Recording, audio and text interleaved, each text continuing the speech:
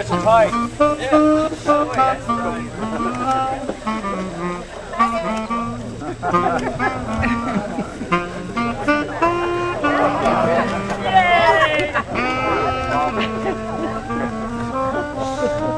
Don't fall now. Come on. All right.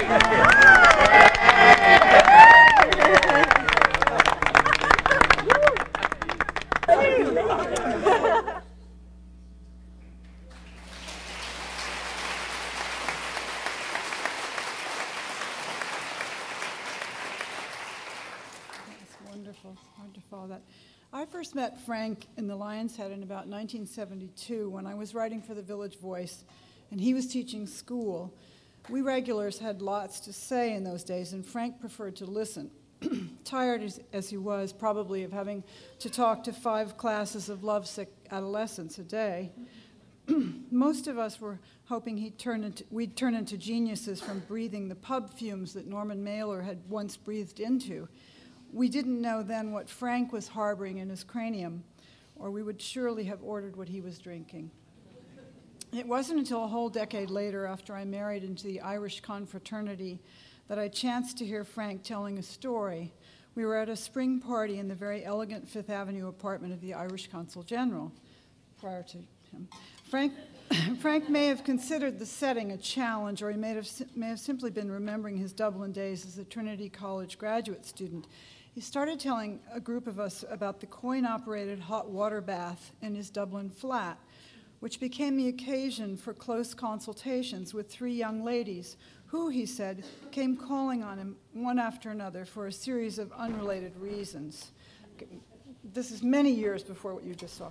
As a frugal child of the Limerick slums, Frank explained he could never waste a good hot bath, especially not one he had just paid for with an actual coin. And that is what he told each woman visitor, too, each in succession, with pleasing results for all. Never was a back so well scrubbed. As Frank was telling this tale, he was surrounded by women, and all were looking more and more admiringly at him. Of course, it was his narrative skill alone that we were noting. I remember thinking then, this man should be writing this down. Oh, but I'm writing a novel, he would tell us. It's called Lust for Lust, the story of Mordecai O'Callaghan, the first Irish-Jewish pirate.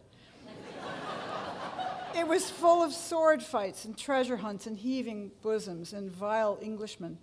Wonderful, finish it, I'd say. Of course, I wasn't the first to urge him. His students had been urging him on for years and years.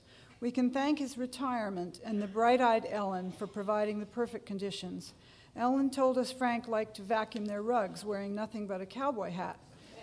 I guess once you've finished that job, there's nothing else to do but write a masterpiece.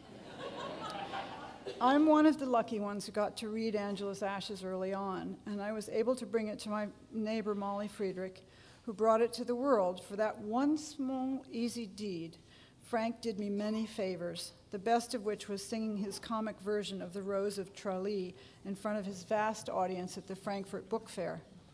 He was a hugely generous man, and so today I'm going to propose to the Vatican that Frank be canonized for his great heart.